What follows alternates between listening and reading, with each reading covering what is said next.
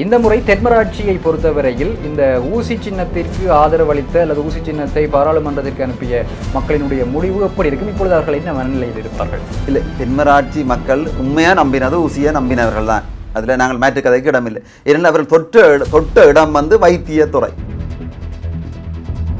வைத்தியசாலை என்ற இடத்துல நாங்கள் இடத்தை பார்க்கணும். வைத்தியசாலை யாரும் நாங்கள் விரும்பி போவதில்லை. வைத்தியசாலைக்கு நான் போனாலும் சரி, நீங்கள் போனாலும் சரி, யார் போனாலும் பொதுமக்கள் பார்க்குறவர்கள் போனாலும் சரி, ஒரு வெறுப்பு மனநிலையோட போவார். நெகட்டிவ் திங்கிங்லாம் நாங்கள் போவார். இதுக்கு ஏன் வந்தேன்.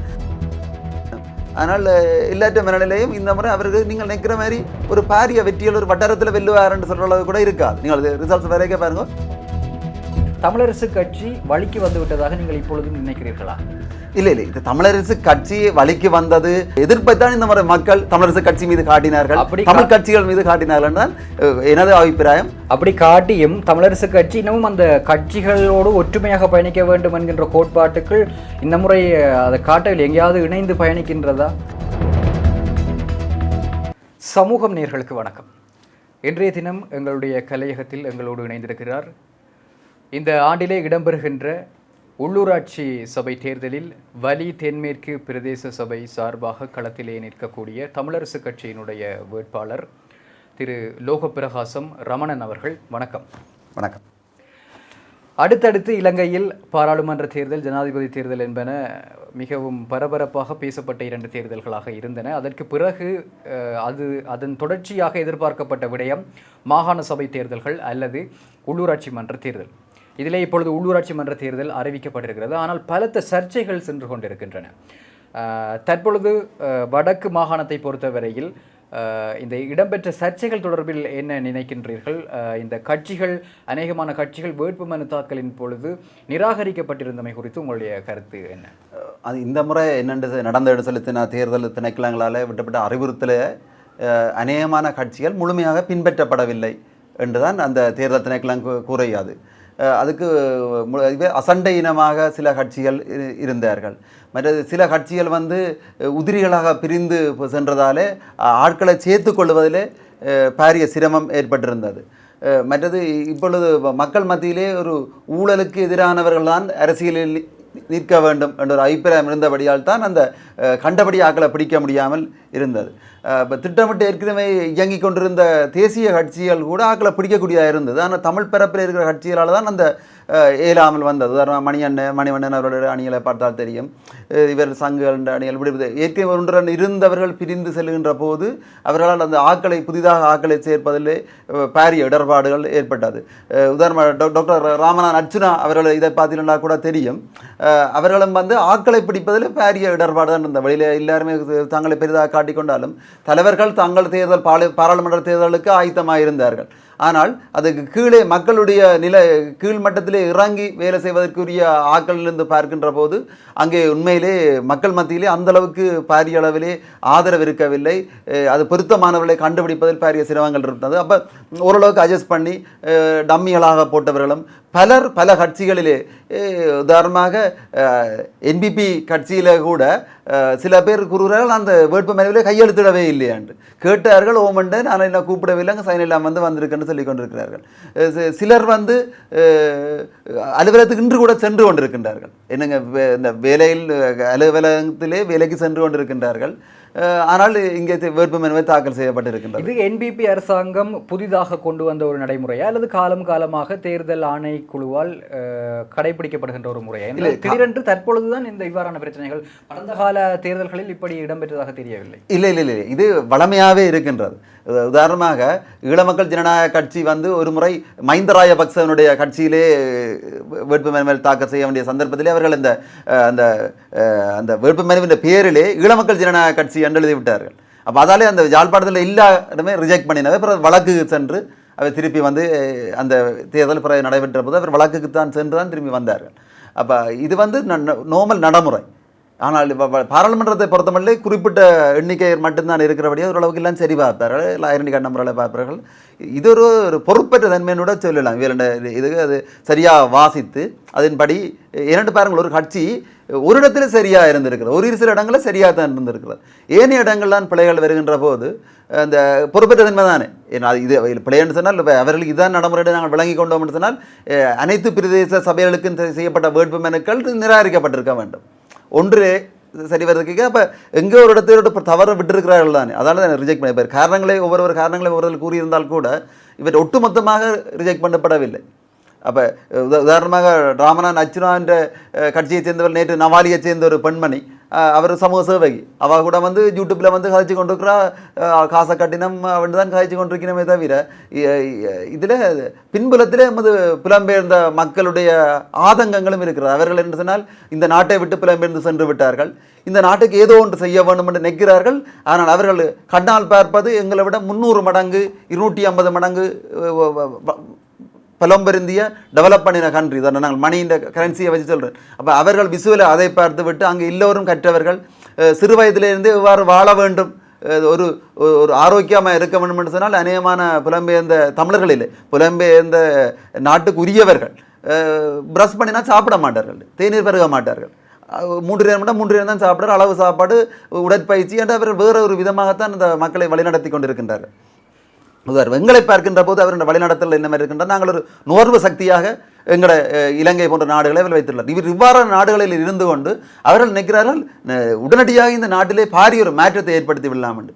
ஆனால் அவர்களால் இந்த நாட்டிலே மாறிய மாற்றத்தை ஏற்படுத்த முடியாமல் மிக முக்கியமான காரணம் எங்களுடைய நாட்டிலே நடந்த இன அழிப்புக்கு பின்பு எமது சமூகத்தை நோக்கி பாரிய ஒரு இன்டெலிஜென்ட் வார் என்னென்று தருவது, அந்த உளவியல் ரீதியான நிலைமைகள் தான் எங்களை வைத்திருக்கிறார்கள். அப்போ எங்களை சிந்தனைகளை எல்லாம் மிகவும் படித்தவர்கள் இதை கையாண்டு கொண்டிருக்கின்றார்கள். அப்போ நாங்கள் அதுக்குள்ள சின்ன பின்னமாக சிக்கி ஒருதனை பார்த்து இன்னொரு நாங்கள் அடிபட்டு கொண்டிருக்கின்றோமே தவிர இதை இயக்குபவர்கள் மிகவும் ஒரு படித்தவர்கள், மேல்மட்டத்திலிருந்து வெளிநாட்டு பலங்களுடன் இருந்து புலம்பெயர்ந்த தமிழர்களையும் தான் அவ்வாறு பிரித்து கொண்டிருக்கின்றார்கள். ஏனெனில் நாங்கள் இன விடுதலைக்காண்டி ஒரு பாரிய யுத்தத்தை நாங்கள் மேற்கொண்டவர்கள்.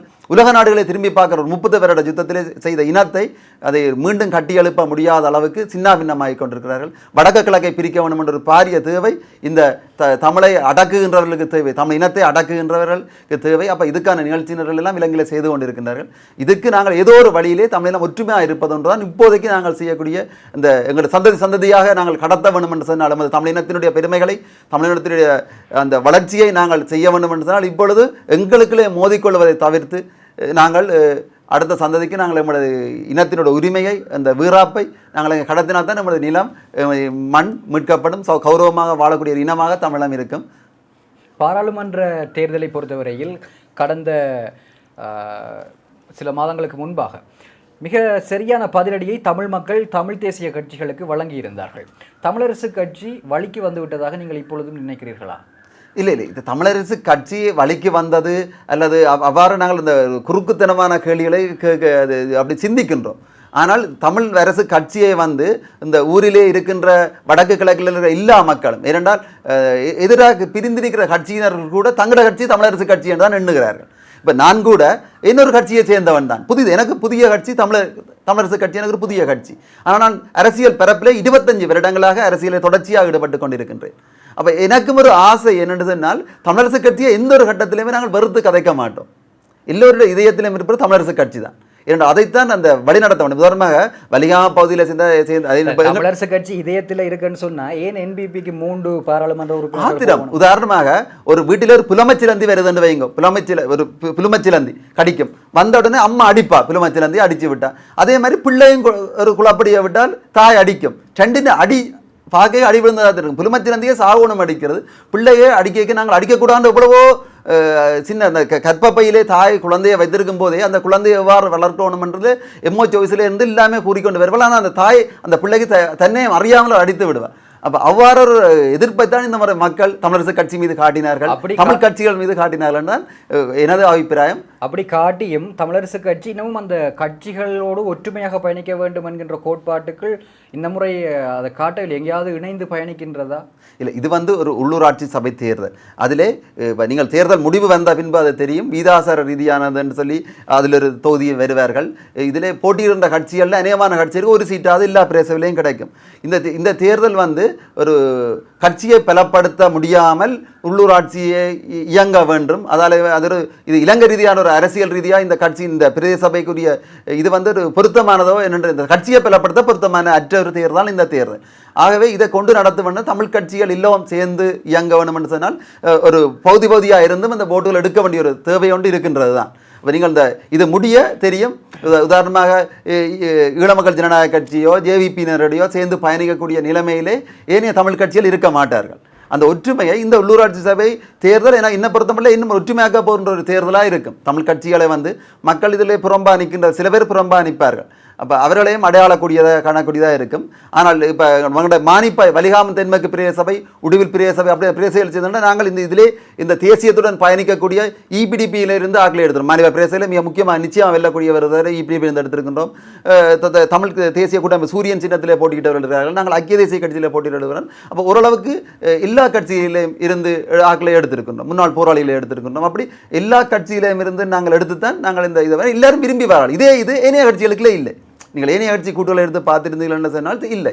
உதாரணமாக சில இப்போ சஜித் பிரேமதாசாவினுடைய அணிகளாக இருக்கலாம். அவர்களெல்லாம் ஒரு நிதியைத்தான் கதைப்பார்கள். இவ்வளவு காசு தருவீர்களோ என்னத்துக்கு தருவீர்கள், வேட்பாளருக்கு எவ்வளவு காசு, மக்களுக்கு நிவாரண பொதிகள் இவ்வாறு தான் போகுமே தவிர. ஆனால் தமிழரசு கட்சியில் இருந்தால் எங்களுக்கு தேர்தல் செலவுக்கே காசுகள் வராது. அது மக்களுக்கும் தெரியும். இவங்கள்ட்ட காசே இருக்காது. இப்போ நாங்கள் வேறு கட்சியில் பயணித்தபடி தான் நான் இந்த விடயத்தை கூறுகின்றேன். இது வந்து ஒரு உரிமைக்கான கட்சி. ஆனால் இதில் தான் திறமையானவர்கள் இருக்கிறார்கள். இப்போ நாங்கள் போனவர்கள் படித்தவர்கள் சொன்னால் இங்கே தான் பலர் இருக்கிறார்கள். ஒரு திட்டத்தை உதாரணமாக உள்ளூராட்சி சபை என்று சொன்னால் நிர்வகித்து செய்யக்கூடிய திட்டத்தில் உதாரணமாக மானிப்பாய் பிரிய சபையை பொறுத்தவரை போன கிராஜுவேட்ஸை பொறுத்தவரை 6 கிராஜுவேட்ஸ் இருந்தார்கள். அப்போ இந்த முறை நாங்கள் எங்களோட வேட்பாளர்கள் பட்டியலில் கூட 9 பேருக்கிட்ட பட்டதாரிகள் நாங்கள் இதில் இருக்கிறோம். நாங்கள் தேடி பட்டதாரிகள் என்று போகவில்லை. ஆனால் நாங்கள் யாரை கேட்டாலும் ஓரளவுக்கு எல்லாரும் ஓமெண்டு வரக்கூடிய கட்சி இது மட்டும்தான் இருக்கின்றது. அதான் இலகுவாக நாங்கள் ஆக்களை போடக்கூடியதாக இருக்கின்றது, என்ன நிபந்தனை செய்யக்கூடியதாக இருக்கின்றது. ஓரளவுக்கு இதை நான் பார்க்க போய் ஏனைய கட்சியில் இது ஒரு தியாக மனப்பான்மையோட இயங்குறவர்கள் பலர் இருக்கிறார்கள். இதுக்களை ஜேவிபி தேசிய மக்கள் சக்தி ஜனாதிபதி தேர்தலில் இங்கே அடித்தளமிட ஆரம்பித்து பாராளுமன்ற தேர்தலில் மிக ஆழமாக வேரூன்றி இருக்கிறது. தற்பொழுது உள்ளூராட்சி சபை தேர்தல்களை குறிவைத்தும் அவர்கள் நிறைய வேலைகளை செய்து கொண்டிருக்கிறார்கள். தெரியும், மாநகர சபை முதன்மை வேட்பாளராக கபிலன் அவரை களத்தில் இறக்கி இருக்கின்றார்கள். அப்படி மிக படித்தவர்கள், அறிவுபூர்வமானவர்கள், அந்த சமத்துவ கோட்பாடுகளை சமூகங்களுக்குள்ளே எடுத்து சென்றவர்கள், இவர்களுக்கு ஊடாக அந்த கட்டமைப்பை அவர்கள் வலுப்படுத்தி கொண்டு வருகிறார்கள். தமிழரசு கட்சி தேர்தலில் ஜனாதிபதி தேர்தலில் இந்த பொது வேட்பாளர் என்கின்ற ஒரு விடயத்திற்கு கவனம் செலுத்திய தவறு இருந்தது. பாராளுமன்ற தேர்தலிலே கூட்டாக இணைந்து போட்டியிடுவதற்கு ஜேவிபி அதிகளவிலான வாக்குகளை பெறுவதற்கு இடம்பெற்றிருந்தது. இந்த உள்ளூராட்சி சபை தேர்தலிலாவது அணுகுமுறைகளை வினைத்திறனாக மேற்கொள்ளுமா?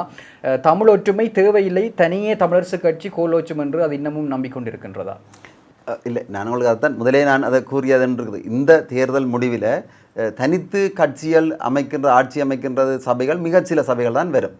ஏனென்று சொன்னால் இப்போ திட்டமிட்டு பிரிக்கப்பட்டு கொண்டு வருகின்றன. கேட்கின்றேன் என்னவென்றால், இந்த தேர்தலை ஒரு கூட்டு ஒற்றுமைக்கான தமிழர்களினுடைய கூட்டு ஒற்றுமைக்கான ஒரு முயற்சியாக தமிழரசு கட்சி பார்க்கவில்லையா? தனியே ஆட்சி, அதாவது அபிவிருத்தி தனித்தனியே கைப்பற்றுகின்ற சபைகளை கைப்பற்றுகின்ற ஒரு தேர்தலாகத்தான் பார்க்கின்றதா? என்ன வியூகம்? இல்லை இந்த அதில் அதான் இப்போ தமிழரசு கட்சியினுடைய மத்திய குழுவில் எடுத்த தீர்மானம் ஏற்கனவே எடுத்த தீர்மானம் தான். அதில் அந்த தீர்மானத்துக்கு எல்லாருமே உடன்பட்டு தான் அந்த தமிழரசு கட்சி இயங்கி கொண்டிருக்கிறது. இதில் தமிழ் தேசிய பரப்போடு பயணிக்கின்ற ஏனைய கட்சிகளை இணைத்து கொண்டு தான் எல்லா சபையிலையும் பயணிப்பார்கள். நீங்கள் அதை கண்ணூடாக பார்க்கக்கூடியதாக இருக்கும். இதில் இந்த ஒரு முறிச்சு அந்த தமிழரசு கட்சி தான் என்று சொல்லி அவ்வாறு பயணிக்க மாட்டார்கள். ஏனென்றால் இதில் தமிழருடைய வகிபாவத்திலே மிகப்பெரியமையான பொறுப்பை, அது தார்மீக பொறுப்பை எடுக்க வேண்டிய கட்சி தமிழரசு கட்சி தான். அது ஒரு பழைய கட்சி, அது தன் கடமையிலிருந்து தவறாது என்றைக்கும். அது என்னென்று சொன்னால், அதான் நாங்கள் உங்களுக்கு ஏற்கனவே சொல்கிறோம், அது இது ஒரு சைக்காலஜியாக தான் பார்க்கணும். யுத்த காலத்தில் நாங்கள் அடிபட்ட இனம். வேறு நாடுகள் பல நாடுகள் வந்து மறைமுகமான இங்கே செலுத்தி கொண்டிருக்கிறார்கள். அப்போ இந்த அரசியல் பரப்பில் இருப்பவர் ஒரு சிறியவர்களான். உதாரணமாக இப்போ பாருங்க போமேன்றப்ப தெரியாத அளவுக்கு ஒரு கெப்பாசிட்டி இருக்கிறார்கள் தான் நாங்கள் பார்க்கணும். அப்போ இவர்களை இலவாக வழி நடத்தக்கூடியதாக இருக்கிறது வேறு நாடுகள் புலம்பெயர்ந்தார்கள். இவர்கள் சின்ன சின்ன விடயங்களுக்கு கோவப்பட்டு கொள்கிறார்கள், பிரிந்து நிற்கிறார்கள். அப்போ சின்ன சின்ன விடயங்களுக்கு உதாரணமாக தமிழரசு கட்சியில் இருந்தால் அனைவருமே பிரிந்து இருக்கின்றார்கள். இப்பொழுது நாங்கள் சிறுவர்களாக இருக்கிறவர்கள் 25 வருஷமாக அரசியலுக்கு கீழ்மட்டத்தில் இருந்தவர்கள் இந்த தமிழரசு கட்சியில் போக ஆசைப்பட்டு கொண்டிருக்கின்ற போது அவர்கள் பிரிகின்றார்கள்.